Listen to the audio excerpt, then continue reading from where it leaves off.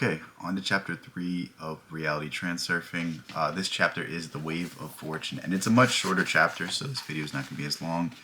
But I think it's short and sweet and has a really important message in it. The last chapter was about pendulums and how we are stuck in our ways, how we are stuck giving our energy and our attention to systems that just extract our energy instead of uplift us. Think of it, if you're part of a group, then you lose part of yourself. It's sort of that idea of things. And this chapter is very similar. It's really focused on our good events, our good luck, the things that happen to us that we oftentimes take for granted, that we oftentimes don't celebrate. Think about when you have something good happen to you, how quickly does that pass out of your mind versus when something bad happens to you, how many times do you go back to that for years and years and years and years and years? And that's really the essential part of this, is that we don't focus on the good as much as we should. And the more you focus on the good, the more you open yourself up for more good. Chapter summary. The wave of good fortune is an accumulation of favorable lifelines in the alternatives of space. A cascade of good luck follows only if you have let yourself become imbued with joyful energy evoked by the first stroke of luck. And what this is saying is that you have to walk around the world with a glass half full, because regardless of what happens to you, you can take it one of two ways. You can take it for the negative, or you can take it for the positive. And let's say something good happens to you today. Well, if you focus on that and if you appreciate that, then the rest of your day will appear to be good. Whereas if you start off your day and you stub your toe, and then you get in your car and you drop your phone and this, like there's a myriad of events that you can recognize, that you can cling to, that you can focus on, that could start your day off on a bad note. Whereas if something good happens to you, that's your sign to go with that. That's your sign to say, you know what, this is awesome. You know what, this is cool. This is a great start to my day. I have so many things to be thankful for. And the more you count your blessings, the more blessings you will see in your life. It's not even some mystical thing. Like right now, take out a sheet of paper and write down 10 things you're thankful for, and then go about the rest of your day and notice the change. Notice the difference. Notice how your life immediately becomes more amazing. Your rose-colored glasses are immediately activated, and you can immediately start to see your life for what it is, a set of blessings. Destructive pendulums will try to coax you away from the wave of fortune. And think about it, like a minor thing happens to you, but you're like, well, this is still bothering me, I have these bills, I have this, I have that, and it breaks you out of this cycle of enjoyment, this cycle of happiness. And don't fall for that. If something good happens, allow yourself to appreciate it. If something good happens to you, if you finally catch a break, ride that wave.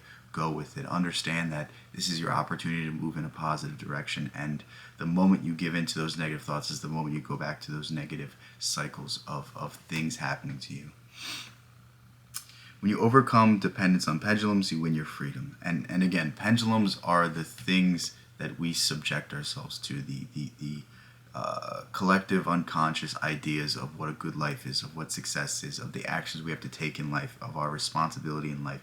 All sorts of things like this that guide us in a set direction, that keep us part of the pack, that keep us from breaking away from the chains of monotony, from the chains of conformity. And the moment that you can free yourself from the necessity of, I need to be like everyone else, I need to have this, I need to have that, is the moment that you have the freedom to actually dictate your life for the first time ever. And this is a really important idea, because how could you ever be happy living someone else's life? That's essentially what he's saying here, is that you could never be happy living someone else's life. And when you break free from these systems, from these things that take your attention and energy, and put it to that idea, that thought, that system, that control mechanism, then you take it away from yourself. And when you take away your own energy, then you have nothing to devote to yourself. You have nothing to devote to your life, to the progress of your own goals, your aspects that you really want to develop, and it keeps you where you are. By taking on and transmitting negative energy, you create your own hell. Again, if you want to see the world as a pessimist, you will see it as a pessimist. If you want to see the world as an optimist, you will see it as an optimist. And I've yet to meet a pessimist that has impressed me. I've yet to meet a pessimist that has said anything to me that has made my life better, or that has done anything and really changed the game and really defined the way that we view life as a whole. And That's the essential element of it, is that a pessimist will never go out of their way to do anything great, whereas an optimist, no matter what is handed to them, they always seem to get back up on their feet. And it's the person that gets back up on their feet more times than anyone else that will in the end succeed. That's the simple fact of life, and it's simply the way we need to start viewing things. By accepting and transmitting positive energy, you create your own heaven. The more you can focus on the good things, the more your life will be good. Think of all the things that have ever been done to you. Think of all the good things and try to recreate that, try to recapture that, try to feel those emotions as much as possible, because what you're doing is you're signaling to the world around you that you are happy. And when you're happy, it's so much easier to see other great things happening to you. Your thoughts return to you like a boomerang. Think of it, have you ever been negative for a very long time and then things seemingly get worse? And have you ever felt positive and good about things for a good time and it seems like things can't go wrong? It's that sort of idea of things. It's that if you could think positively in the bad times, then you will find the positivity very soon in the future. And think of it this way, like who you are in this moment determines your future. So if you are a negative person right now, well, you may not experience the negative things that come into your life, but in the very soon future, you're going to make a decision based off of this negative self-perception, and that's going to carry some sort of consequence. Whereas if you believe yourself to be better than you are right now, if you believe yourself to be capable of great things, and you go with that mindset, and you go into the world, and you start acting as if you could already do it, then you're just time away from experiencing that thing. Pendulums cannot throw you off the wave of fortune once remembering has become a habit. And this is the important thing. It's that when you fall victim to these negative thought cycles, when you fall victim to conformity, when you fall victim to these things, you can break yourself out of them by remembering that you have another option, by remembering that things aren't so bad. You know, you're behind on this, you're behind on this, you got a bad grade, you did this, you didn't follow the prescribed route, and you feel bad because you didn't conform to other people's standards. Well, when you remember that good things have happened to you just because whatever reason, and you're lucky and you have all these things going for you, it's so much easier to face life because you feel like someone's looking out for you. You feel like that there's something that's going to fall into your lap simply because you just exist, simply because you just are lucky. And it's really a blessing to walk through life in this manner.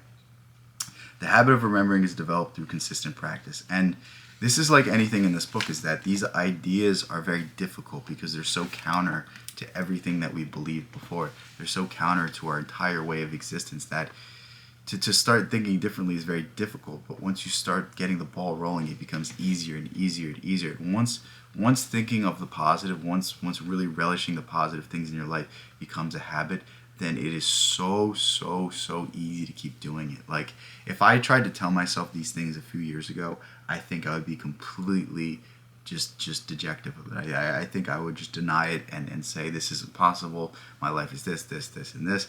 But the more you find time for gratitude, the more you find time to be gracious and really count your blessings, the easier it becomes to do. And I truly think that if people spent just as much time counting their blessings as they did on cursing their life, they would feel so much better about it. And maybe their life isn't good, but at least they would feel better about it. And that's really the key. It's that regardless of the external circumstances, regardless of the external world, you have to learn to be happy, because your world is going to change. And if you can't adapt to the change, and if you can't find happiness in your day-to-day life, you never will. It doesn't matter how much money you have. If you can't be happy with nothing, you can't be happy with everything.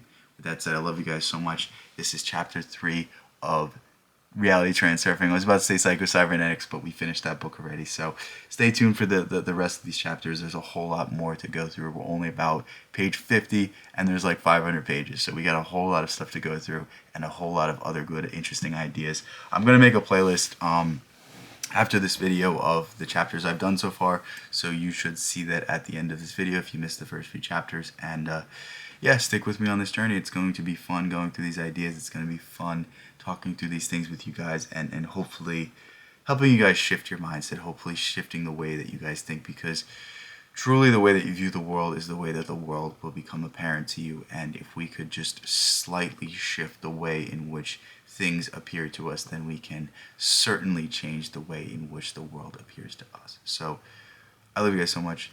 Peace out. I'll catch you in the next one.